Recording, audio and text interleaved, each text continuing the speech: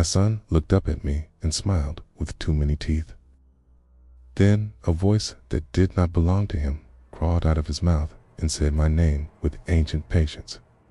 I dropped the glass in my hand. It shattered on the kitchen floor, but the sound felt distant, like it came from another house. My son sat at the table, swinging his legs, drawing circles on paper with a red crayon. He was 7 years old. He should have sounded like a child. He should not have known my name the way that voice spoke it. The lights flickered overhead. The air smelled like burned wires and wet earth.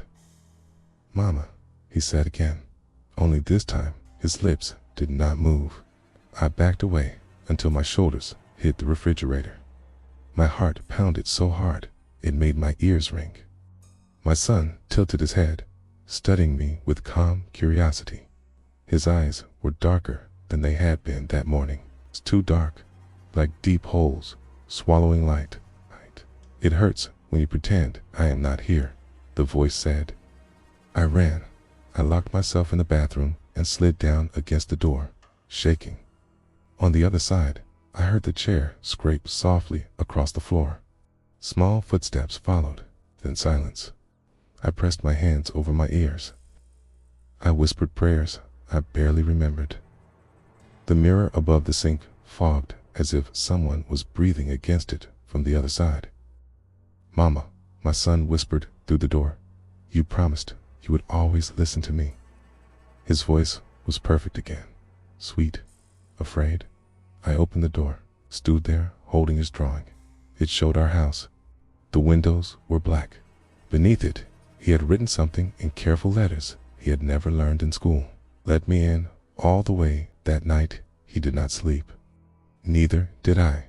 He sat upright in his bed, eyes open, staring at the wall. The house creaked and sighed as if settling into something new. At exactly 3 a.m, the smell returned.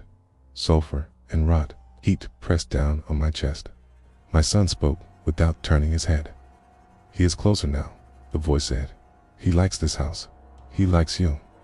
I demanded to know what it wanted. My voice cracked.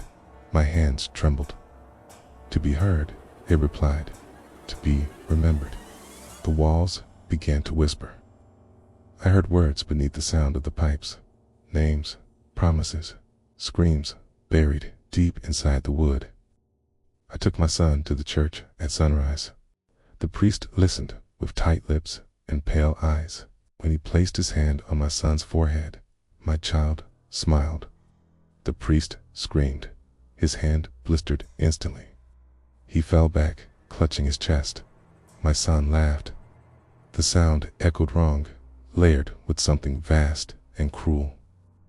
"You should not borrow what is already claimed," the voice said. We left before the priest stopped shaking. Doctors found nothing wrong.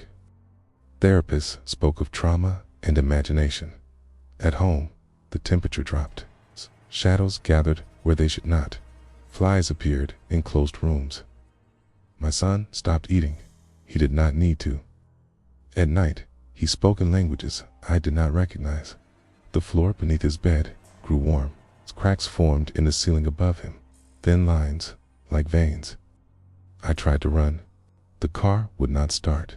The phone would not dial out. Every screen in the house showed only my son's face staring back at me. "You carried me once," the voice said gently. "Now it is my turn." On the 7th night, he stood at the foot of my bed. His body shook as if something inside was stretching. "Mama," he whispered, "it's very tight in here." His mouth opened too wide. The light shattered. The house screamed. I grabbed him and held on as the floor split open beneath us. Heat roared upward. The smell burned my lungs. I screamed his name again and again. For a moment, his eyes cleared. He looked terrified. "Do not let him finish," he cried. The voice laughed. I woke on the floor alone.